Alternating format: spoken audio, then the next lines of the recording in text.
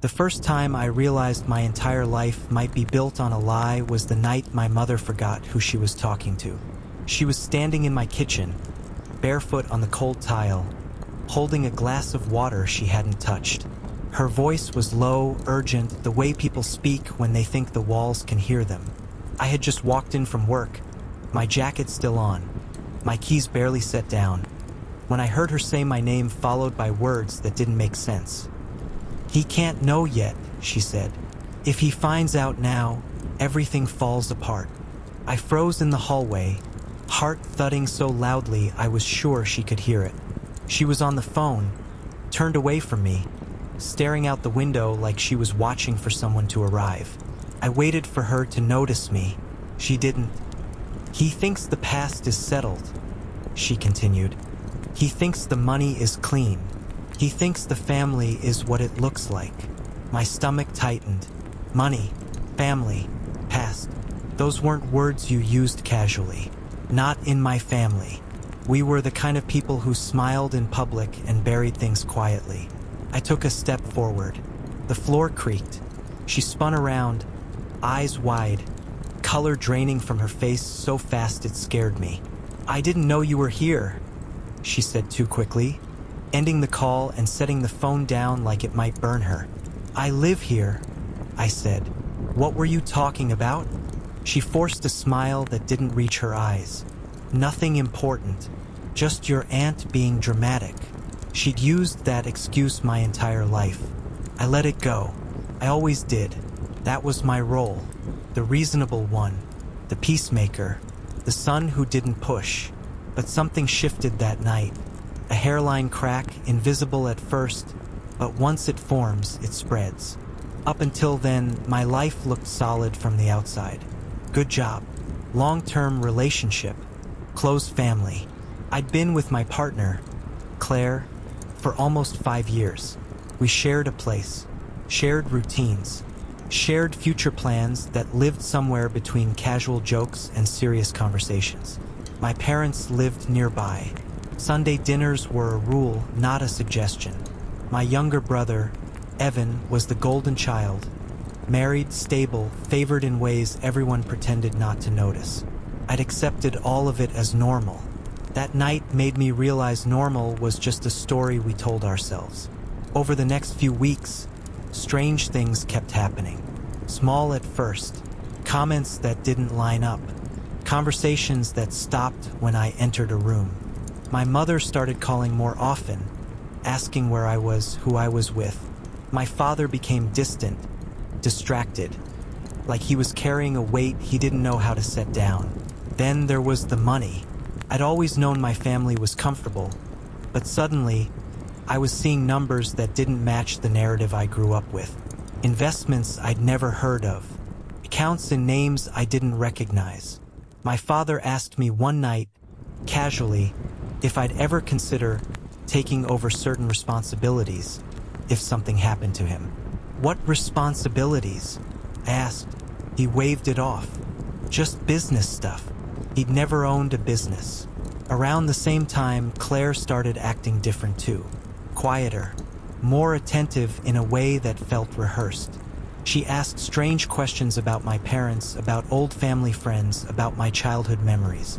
One night, as we lay in bed, she asked me if I'd ever wondered why my grandparents' estate had skipped my father's siblings entirely. "No," I said. "Why would I?" She hesitated. "Just curious." That was the second crack. The third came from my brother. Evan and I had never been especially close, but we weren't enemies either. He invited me out for a drink one evening, something we hadn't done in years. He picked a quiet bar, sat across from me, and spent the first 20 minutes talking about nothing. Then he leaned forward and said, "If Mom and Dad asked you to sign something, would you?" I laughed. "Sign what?" "I don't know," he said, eyes fixed on his glass. "Just anything." "Why would they ask me that?" He shrugged. "Just asking." That night I went home and couldn't sleep. My mind replayed everything. My mother's phone call, my father's vague questions, Claire's curiosity, Evan's warning. When you start pulling on one thread, you realize how tightly everything is woven together. I started digging, quietly, carefully, old documents, public records, financial filings. I stayed up late after Claire fell asleep, scrolling, cross-referencing names, addresses, dates. What I found didn't explode all at once, crept in slowly, like fog. My father wasn't who I thought he was. Not legally, not financially, not historically. The man I grew up calling Dad had changed his name in his 20s. Not once, twice. Entire chunks of his early life were missing, replaced by clean timelines that started conveniently after a certain year. Then I found the lawsuit. It was old, buried, settled out of court. The details were sealed, but the parties involved were not. One of them shared my last name. Another shared my face. My hands shook as I scrolled. This wasn't a misunderstanding. This wasn't a coincidence. This was deliberate. The deeper I went, the clearer it became that my family hadn't just hidden something from me. They had built my entire life around it. And the worst part? I was starting to realize Claire knew more than she was letting on. I just didn't know yet whether she was protecting me or protecting herself. I didn't confront anyone right away. That was my first instinct, of course, to slam documents on the table, demand answers, force the truth out into the open. But instinct is what gets people manipulated.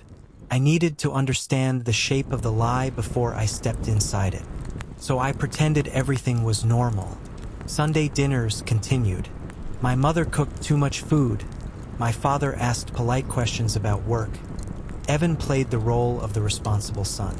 Claire smiled, laughed at the right moments, held my hand under the table like she always had. If I hadn't known better, I would have believed it all. But once you know, you see. I started noticing how conversations bent around certain topics, how dates were skipped, how names were avoided, how my parents spoke about before and after as if there was a line in time no one was allowed to cross. I noticed how my mother watched me when I talked about the future, like she was memorizing my face for later. I noticed how my father drank more than he used to, staring into space when he thought no one was looking. And I noticed Claire's phone. She'd always been careful with it, but now it was different. She angled the screen away from me, took calls in the other room, lowered her voice. Once, when she thought I was asleep, I heard her whisper, "I don't know how much longer I can do this." I didn't move. I didn't breathe. The next morning, I followed her. I took a sick day from work for the first time in years and waited until she left the apartment. I stayed far enough back that she wouldn't recognize me, my heart pounding so hard I thought I might throw up. She didn't go to her office. She didn't go to a cafe or a friend's place.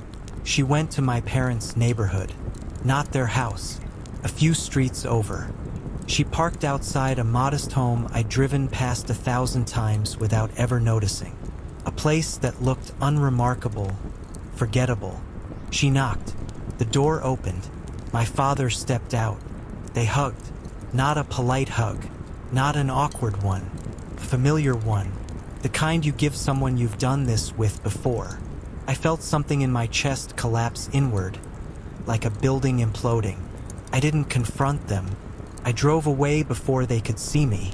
I sat in my car a few blocks away and screamed until my throat burned. Whatever this was, it was bigger than infidelity, bigger than family drama, bigger than betrayal in the usual sense. This was coordination. That afternoon, I finally called the lawyer whose name I'd found buried in the records. He didn't want to talk at first, claimed confidentiality, claimed he didn't remember. But when I told him who I was, exactly who I was, there was a pause on the line so long I thought the call had dropped. Then he sighed. "I can't give you details," he said carefully, "but I can tell you this. The reason everything was structured the way it was because of you." "Because of me? How?" "Because if certain truths came out," he said, choosing every word like it might be used against him, "you would have been legally entitled to things no one wanted you to have." I laughed, sharp and humorless. Things like what? Control, he said. Assets. Decisions. The word control echoed in my head long after the call ended. That night, I confronted my mother first. Alone. I went to her house while my father was out. She knew why I was there the moment she saw my face. I didn't even have to say anything. She sat down heavily at the kitchen table and said, "You weren't supposed to find out this way." That sentence was confirmation. "How long?" I asked. "How long have you all been lying to me?" Her hands trembled as she folded them together. "Your whole life." I felt oddly calm, like my emotions had shut down to protect me. "Start talking." She told me about the past they'd erased, about the legal mess that followed my birth, about the agreement that had been reached to keep certain names off certain documents, about how my father had stepped into a role that was never legally his because it was easier than letting the truth destroy everything. "Destroy what?" I asked. "The family," she said. "The stability. Your childhood. You destroyed it anyway," I said quietly. "You just delayed the explosion." She cried, apologized, told me everything they'd done was to protect me. Then she said the thing that made my blood run cold. "And Claire was supposed to help us ease you into it." "Isterte her." "What does that mean?" "She was introduced to you on purpose," my mother said, voice barely above a whisper. "We thought if you loved someone who understood the situation, it would be easier when the time came." I felt nauseous. "So my relationship," I said slowly, "was part of a long-term strategy." My mother nodded, tears streaming down her face. "She cares about you. That part is real." I stood up so fast the chair scraped loudly against the floor. "Don't say that like it fixes anything." I left before she could say more, before I broke something, before I broke myself. Claire was waiting when I got home. She didn't deny it. Not when I asked her directly. Not when I told her everything I knew. She just sat there, eyes wet, and said, "I didn't mean to fall in love with you." That was worse than if she'd said she never cared at all. She told me she'd been brought in early, coached on what to say, what not to ask, how to steer conversations away from certain topics, how to keep me grounded, attached, calm. Over time, she said, it stopped feeling like a role. "I wanted to tell you," she said, "so many times, but you didn't," I said. "No," she whispered, "because by the time I could, it was already too late." The final piece fell into place a week later. I received an envelope in the mail. No return address. Inside was a single document and a handwritten note. The document proved something none of them had told me. Something that didn't just change my past. It gave me the power to destroy their future. And the note ended with one sentence. "They're hoping you'll choose silence. The question is, will you?" I didn't sleep that night. I sat on the edge of my bed with the document spread out in front of me, reading it again and again until the words started to blur. Every time I thought I'd processed it, a new implication hit me, heavier than the last. They hadn't just lied to me. They had built an entire life on the assumption that I would never find out. The document wasn't emotional. It wasn't dramatic. It was cold, legal, brutally precise. Dates, signatures, transfers of ownership. Clauses written to look harmless unless you understood what they meant together. And now I did. I finally understood why certain conversations were avoided. Why my parents had insisted I never take an interest in the family business. Why my father always shut down whenever I asked about long-term plans. Why Evan was positioned as the responsible one. Why Claire had always gently redirected me when I talked about settling down, buying property, planning 10 years ahead. Because if I'd ever pushed hard enough, I would have uncovered the truth years ago. The truth was simple and devastating. Legally, I was never meant to have power, but accidentally, I had all of it. The inheritance wasn't just money. It wasn't just property. It was control rights that activated under specific conditions. conditions that were now met because of my grandmother's death and a series of quiet decisions made behind closed doors. Decisions they assumed I'd never challenge. The next morning, I requested a meeting, not a confrontation, not an argument, a meeting. I asked everyone to come. My parents, Evan, Claire, neutral ground, a private conference room at a law office downtown. No one refused. That should have been my first warning. They arrived one by one, tense but composed, like people walking into a negotiation they thought they could still win. My mother tried to hug me. I stepped aside. My father nodded, tight-lipped. Evan looked annoyed more than nervous. Claire looked exhausted. I waited until we were all seated. Then I slid the document across the table. "I know," I said. No raised voice. No anger. Just truth. Silence swallowed the room. Evan was the first to speak. "You don't understand what you're looking at." "I understand exactly what I'm looking at," I replied. "You've been operating under the assumption that I'm emotionally dependent and legally irrelevant." My father's face hardened. "This isn't how it looks." "It never is," I said. "That's why lies work." Claire reached for my hand. I didn't let her touch me. I laid everything out. Slowly, methodically, every contradiction, every omission, every choice they'd made for me without my consent. The lawyer present shifted uncomfortably in his chair as the reality settled in. Finally, my mother broke down. She admitted what they'd been afraid to say out loud. They hadn't just been protecting me. They'd been protecting themselves. Because if I ever asserted my rights, I could dismantle the structure that kept everyone comfortable. I could redirect assets, freeze decisions, demand audits, force disclosures that would raise questions no one wanted answered. I could ruin reputations. Evan finally snapped. "So what? You're going to burn everything down out of spite?" I looked at him, really looked at him. "No," I said. "I'm going to let you tell me the truth. For once." That's when the last lie came out. Claire hadn't just been introduced to me to soften things. She was there to monitor me, to report back if I showed signs of curiosity, suspicion, independence. She started crying when she admitted it. "I stopped reporting years ago," she said. "I swear. I tried to leave, but they said if I did, you'd be told everything in the worst way possible. They said they were protecting you." I laughed quietly. Funny how protection always looks like control. The meeting ended without yelling, without threats, just understanding and fear. Over the next 3 weeks, I did nothing. I didn't file paperwork. I didn't make demands. I didn't answer calls. They panicked. I watched it unfold from a distance as pressure mounted. Deals stalled. Meetings were postponed, pending clarification. People started asking why signatures weren't coming through.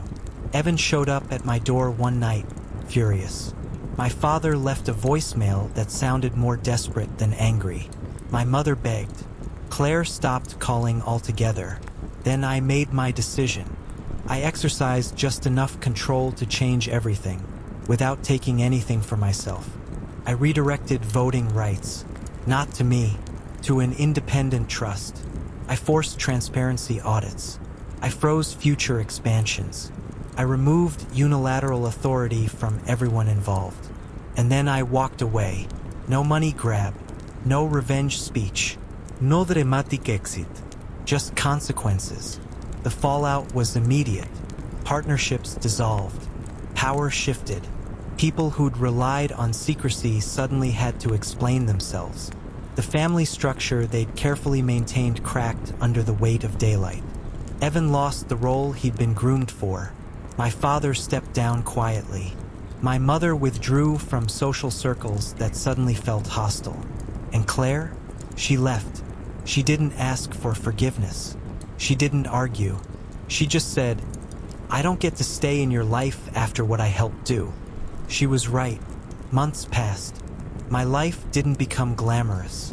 It became quiet. I moved, changed routines, started over in ways that felt terrifying and honest at the same time. I rebuilt myself without the invisible scaffolding they'd wrapped around me since birth. Sometimes, late at night, I still wonder what would have happened if I'd chosen silence, if I'd accepted comfort over truth, if I'd let love, real or manufactured, keep me blind. But then I remember something the lawyer said during our last meeting. "You didn't destroy your family," he told me. "You just stopped carrying their lie for them." And that changed everything. Now I'll ask you something, because there's no clear answer here. Was I right to walk away instead of burning them down? Or did I let them off too easily after everything they did? If you were in my place, would you choose peace or revenge? Drop your honest opinion in the comments. And if stories like this keep you hooked till the end, consider subscribing. You won't believe what's coming next. Now stop doom scrolling and sleep peacefully while listening this rain and bonfire ambience. Good night, but before subscribe the channel and like the video.